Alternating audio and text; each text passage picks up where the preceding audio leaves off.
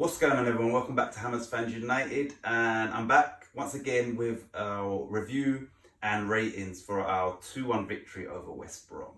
Okay, no heading. Right, so starting in goal was Lucas Fabianski. No clean sheet for the keeper, but a confident display. Came out to punch and catch with authority. Had no chance for the goal. Another solid display from the pole. 7.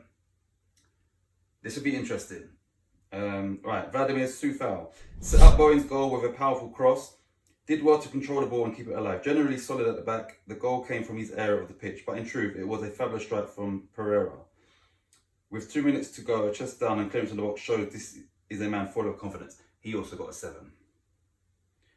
Craig Dawson has finally conceded a goal in a West Ham shirt, and it was one of the few times he was unable to get a block in.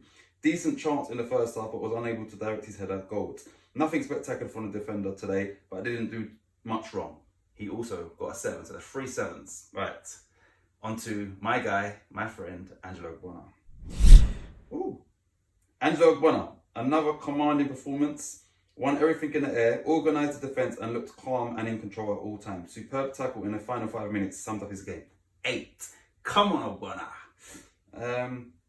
Aaron Cresswell was West Ham's biggest threat in the first half, put in a number of dangerous crosses and got forward very well. More defending to do as the match wore on, and he did it with the minimum of fuss. Lucky not to be punished in the 89th minute, letting Furlong inside him, who volleyed wide. I'll touch on that. He also got 7. Declan Rice played some lovely forward passes, protected his defence and came close to scoring in the second half. Went about his business in his usual calm manner. He also got a 7. So it's all 7s thus far, apart from my friend Angelo Ogbonna, who got an 8. Moving on to Thomas Soucek. Had a more defensive role today and he performed it well. Protected the back four, won a number of headers and provided the ball to the more attacking player as well. He also got a 7. I knew this was coming. Manuel Lanzini, it just says came off on 62 minutes. Came in for Pablo Fornals, but had nowhere near the same positive impact as the Spaniard did on Saturday. A free kick from 20 yards out that sailed harmlessly over the bar summed up his afternoon. He got a 6. Said Benrahma came off after 62 minutes, linked up well with Cresswell on the left at the start, but did not influence the game a huge amount. Drifted infield and swapped roles with Lanzini to no great effect. A quiet game from the Algerian. Also got a 6. Jarrod Bowen got the opening goal of the game on the stroke of half time. Did well to control the ball, fired at his chest so ferociously. Ran his socks off up and down the right wing, helping Soufal as well as supporting Antonio. He got an 8. Mikel Antonio came off after 84 minutes. Brilliant finish for the match winner. Reacted quickly to a ball just behind him and controlled it expertly into the net. Ran hard, looked sharper than he has done in recent games and gets his 2nd in 4 days. All-round top performance from West Ham's main man. He got an 8. Onto the subs. Andrei Yarmolenko did well to win the header for Antonio's goal. Other than that, not a huge role in the game. Gave the ball away a couple of times, but an assist after 4 minutes on the pitch is just the impact Moyes will have wanted. He got a 7. Pablo Fornals did not have the impact his fellow 62nd minute sub had, but did nothing wrong. Kept possession moving when it came his way. He got a 6. Mark Noble came on 84 minutes, little time to impact the game. So obviously you don't get a rating. Right, so let's just move straight on. Right, Fabianski got a 7. And yep, I'd agree with that. He didn't do nothing wrong. Looking back on their goal, he couldn't have got it. He dived full straight. Because I know Davey suggested that he felt he should have done better, but looking back on it, it kind of was. He was diving and it still beat him, so it didn't go over him, under him. But their player was clearly offside, and I've seen goals disallowed for something less obvious than that. So I thought, you know what, they're going to give this for offside, and it stood, which I think it should have been given offside. Anyway, he got 7 and deservedly. Soufal got a 7. Yeah, I'd have to agree with that. And he's balling to Bowen was obviously it got switched all the way over. He hit it first time, but with accuracy, with the right weight of pass on it, and obviously Bowen had a lot to do. Not a lot, but I'm saying he had to think fast. But the ball from Soufal right at the end of the half as well was exceptional. A lot of players there would kind of bring it down and try and fizz it in, or what he just done it and perfect. Mwah. Craig Dawson yeah, and they got 7. I'd agree with that. It's a solid game again. Like, apart from, I would say, their goal, I don't know whether the centre backs thought that midfielder should have pressed them and they didn't want to come out of position, because when I watched the replay, it's that they was reluctant to. Some teams win. There've been some freak results here. So getting consistent. What the hell is this, man? Sorry. Yeah. So I don't. It looked like the defenders didn't want to come out of their position and leave their players. So maybe they was expecting, and rightly so, someone else to shut down Pereira before he shot. So it's kind of. Oh, and it doesn't end. So yeah, I think it was. He sort of found an area that no one knew whether to press him or tackle him, and he exploited that. So well done Pereira for that, I'd say. But someone should have just took command and attacked him and the ball. Ogbonna, he got an 8, and rightly so. Once again, he was outstanding. Like I said, I've just spoken about that goal. I don't know whose fault it was, and maybe between 3 or 4 players, they all thought, okay, he's going to come and get it. And it was just a misunderstanding, I would say. So definitely can't blame Ogbonna. Ogbonna can't do no wrong in my eyes. So yeah, an 8. And no, in all seriousness, he deserved that, because once again, this guy was fantastic. Sometimes you see him come out wide to maybe cover Creswell or whatever, and I know he has played left back as well, and it's like he defends whatever position, whether he's centre back or whether he's in a left back position. He knows how to deal with a winger as well as a striker. Like, he's really, really good. And yeah, I like it that when he does get dragged out of position, like I said, out wide, some centre backs, they're not comfortable like defending wingers. They're more comfortable defending sort of strikers, and he's just as comfortable defending a tricky winger or, you know, a strong sort of commanding centre forward. So yeah, well done Ogbonna, got an 8, deserved that. Creswell got 7. Yep, putting in some nice balls, doing well. Trying to think, did he have any moments? But yeah, no, he deserved it, man. He done well. Good. Declan Rice got a 7. He had a few shots. One of them from the free kick. It was a smart free kick. They were expecting us to put it in there. He's made a run, a la Cristiano Ronaldo, and then I don't know if he brushed the post or whatnot. So Declan Rice, like I said previously, he's got different elements to his game that maybe some people don't realise, and he caught them unawares, and yeah, he was unlucky. So good, solid performance. Souček got a 7. I'm a big fan of his, and I think yesterday he didn't have his best game. He was a little bit sloppy in possession, and maybe a little bit fatigue kicked in. But he's still done well, and obviously he lasted the whole game. But I've seen him sort of at his best, and I think yesterday he would probably be the first to admit it wasn't his best game. But like I said, I can understand that. West Ham, the games become thick and fast. West Brom also had an extra day's rest time from us, and that was off the back of a comeback win against Wolves. So they would have had a spring in their step. So I can understand that some people being fatigued and whatnot. So he definitely deserves a 7. And like I said, he just didn't have his best game, but that's not a criticism. That's just an observation. Lanzini. Now, I knew when I started these ratings, I knew that he was not going to get a 7. There's no way that he can give all these players, and it weren't great. It weren't great. Now, I said previously that I knew, or I thought that Moyes was playing Haller to maintain his value. Now, I don't know whether him starting him, I've heard that we're interested in Samson from Marseille, and he might be sort of part of that deal. So I don't know whether Moyes is now doing the same thing, getting him minutes on the pitch, and then he can get as much for him as possible in any potential deal. If so, then smart move. We need funds coming in. But like I said, he's got to do better. I think that he was kind of just on the fringes the whole game, and in hindsight, once again, I think Fornal starting as a 10, which he rarely gets to do. You swap the players over, but now he's playing in a position where I want to see Fornal. So yeah, it wasn't great from Lanzini, and he got 6. Benrahma also got 6. Same as the last game, where he was frustrating me. When are you going to take on these players? Like, he put in the ball at Soufal. Then did he? Yeah, he did. He put it to Soufal. Cool. And it wasn't the best of balls either. I think Soufal made it a great ball. But I'm looking at him, I'm thinking, beat these players, man. Like, he played against the O'Shea.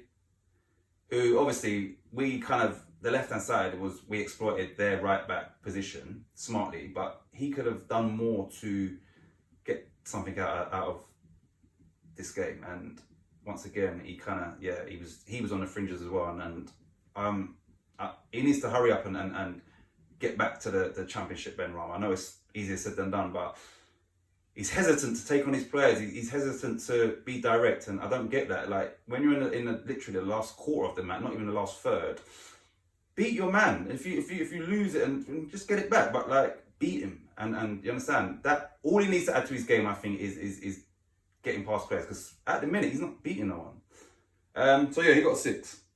Antonio, he got an 8, and rightly so. Great performance.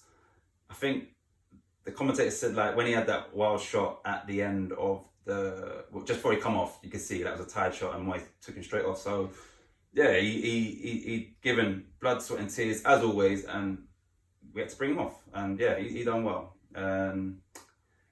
I've got a few random stats, but one of them is his 41 Premier League goals have all been inside the box, and maybe that shot shows you why that is. Not that I'm complaining, like, you understand? Like, yeah, he's been a tremendous signing for West Ham. So well done, you got an 8. Onto the subs very quickly. Yarmolenko got a 7. He done well to assist Antonio.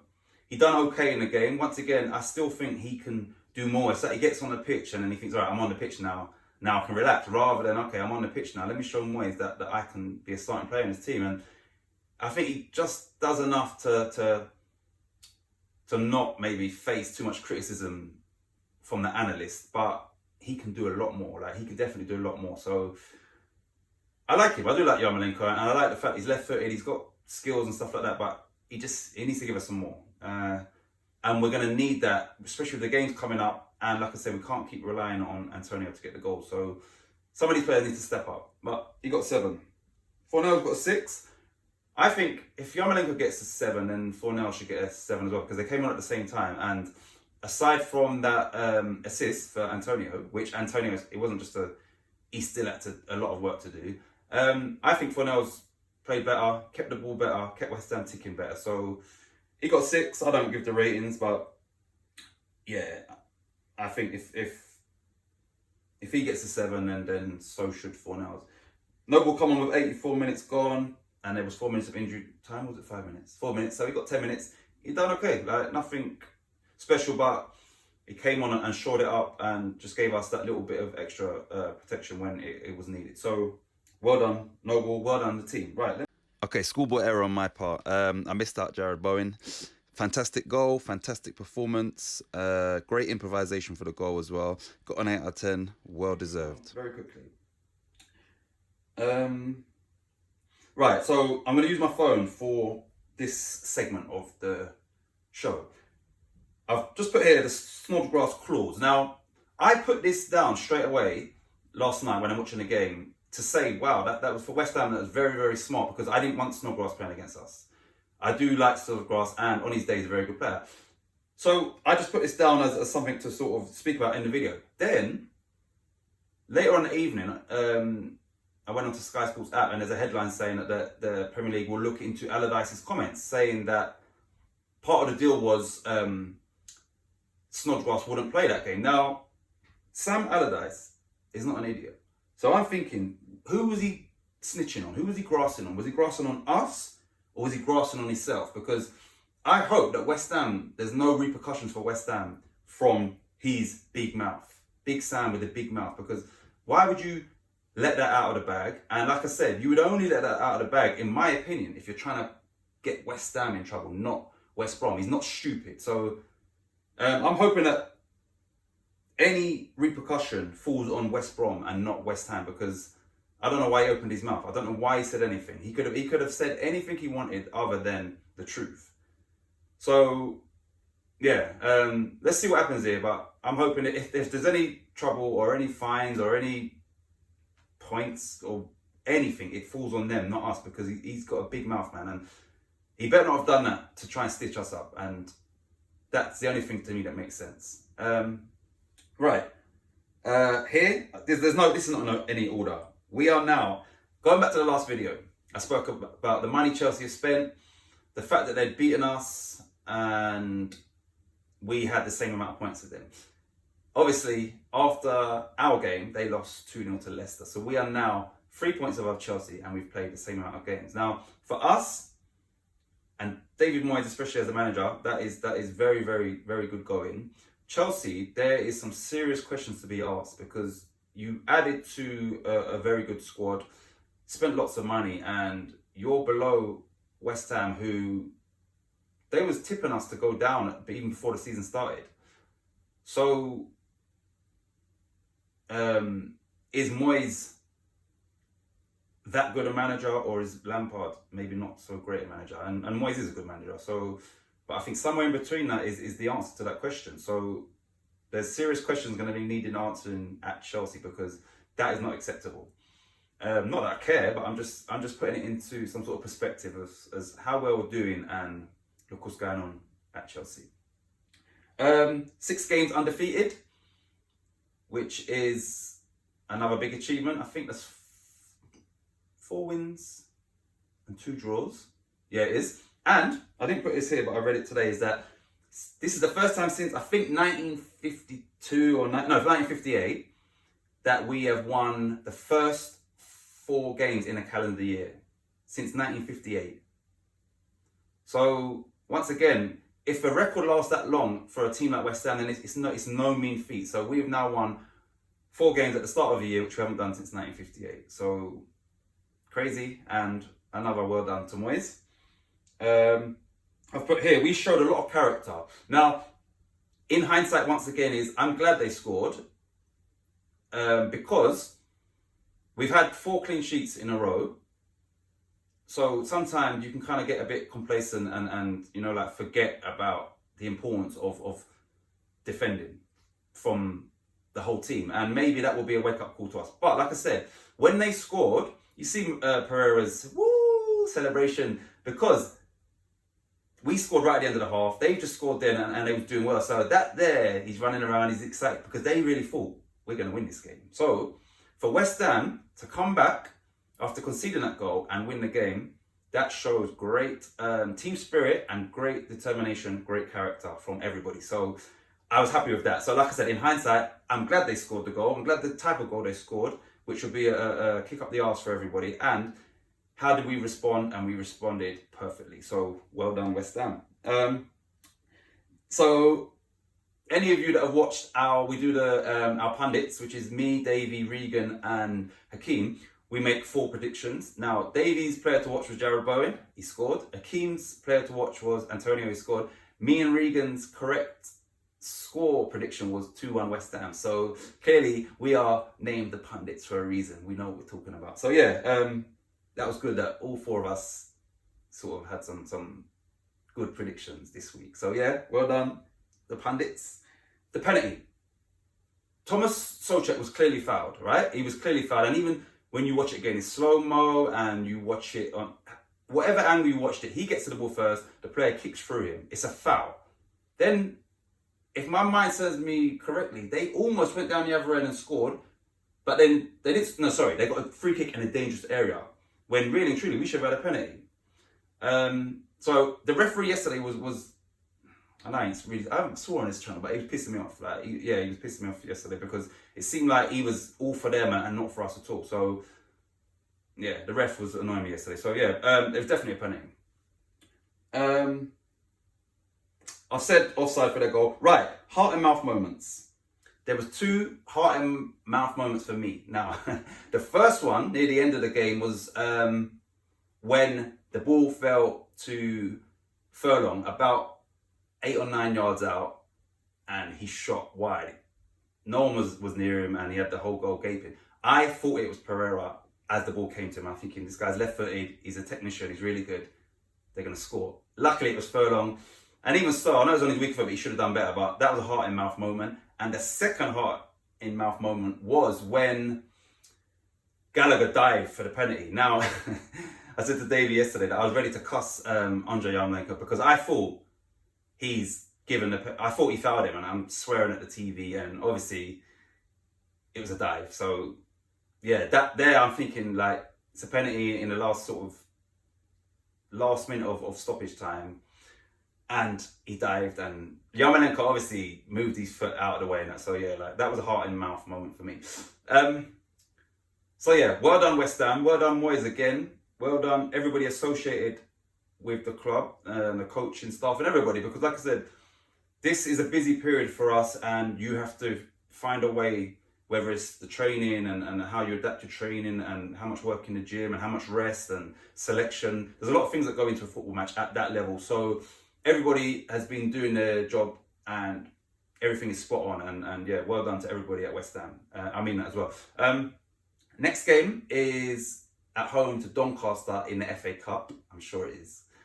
So, yeah, like no disrespect, and I know we're not going to put out a full strength team, but that should be another win, right? Now, if it is another win, that means it will be 5 wins at the start of the year. Now, I will, after this, I will go back and check when was the last time we done that, because if the other one was from 1958 for 4 wins, when was the last time we done 5 wins at the start of the year?